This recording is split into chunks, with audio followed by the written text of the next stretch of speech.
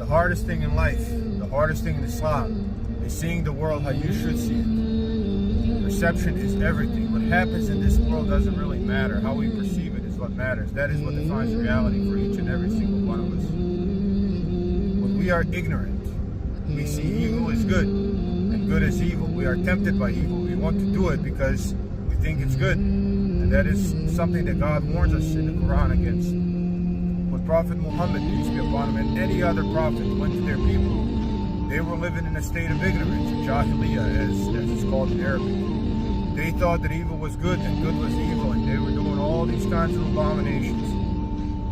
And this is our problem. This is what we have to be aware of.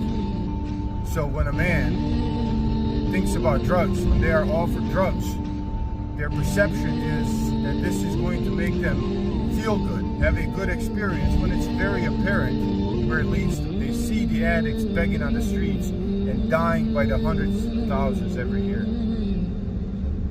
When a man looks at pornography, instead of seeing the terrible suffering that woman is undergoing and her family as well, he sees his own personal pleasure, and that's it. Where if he saw his own daughter on that screen, he would see actual reality.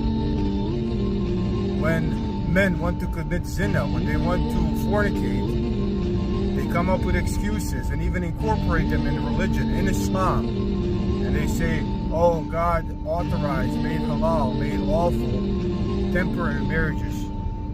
They approach other Muslims with the intention to use them for a few days and then to divorce them, quote unquote.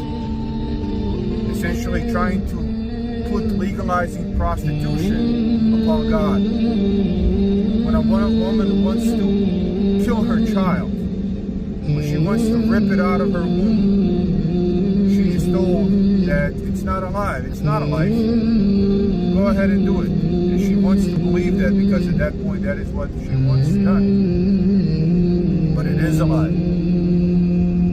It was alive since that DNA came about and the cells started splitting. And they will continue to split and grow until like you're 18 or 20 years old. That life is already alive. It's ignorance. Everything in this world seeks to control our perception. That is what marketing is. In marketing, they will take their product, let's say alcohol, beer, and they will show a lot of people on the beach having fun. And then they will associate their product with that emotion in order to get you to consume it.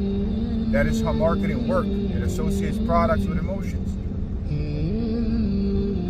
Perception. Everything is always seeking to alter your perception. And in the Quran, God tells us how we should view these things.